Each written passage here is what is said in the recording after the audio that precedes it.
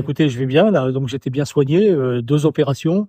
C'est la maladie des hommes, vous savez, donc voilà.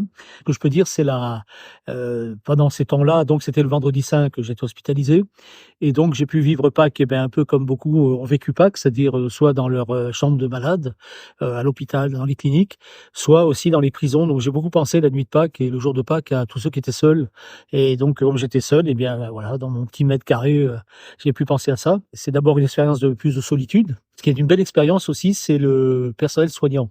J'ai trouvé surtout des femmes, hein. Il y avait un homme, mais des femmes, des infirmières, des aides-soignantes extraordinaires, vraiment à disposition jour et nuit. Donc vraiment, j'ai fait expérience aussi d'hommes et de femmes donnés, totalement donnés. Donc vraiment, c'est une expérience non voulue, mais en même temps qui m'apprend d'abord on maîtrise pas tout, et deuxièmement, des gens qui vraiment sont au service des autres, quoi. Et chapeau.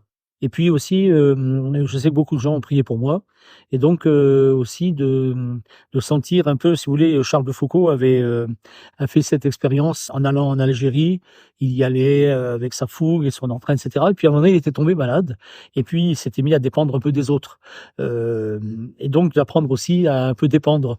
Voilà, donc même si on est l'évêque, on est un peu le leader du diocèse, de pouvoir aussi accepter que, bon, on dépend, d'abord de la prière des autres, donc c'était énorme. Ça, pour moi, ça m'a beaucoup touché.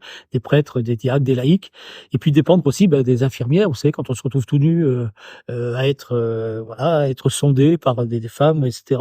Faire l'expérience d'une dépossession aussi de soi, de son corps. Voilà, donc c'est, enfin, finalement une belle expérience, quoi. Et merci pour tous ceux et celles qui m'ont manifesté leur sympathie ou leur prière pendant que j'étais les 3 semaines à l'hôpital. Mais voilà, continuez à prier pour tous ceux qui y restent là dans le couloir où j'étais. Il y en a qui étaient très mal en point. Et puis remercions Dieu que des hommes et des femmes qui donnent leur vie, les médecins, les infirmiers, les aides-soignants, voilà, tout ce personnel, parce que là vraiment, on a une chance inouïe d'avoir des gens bien.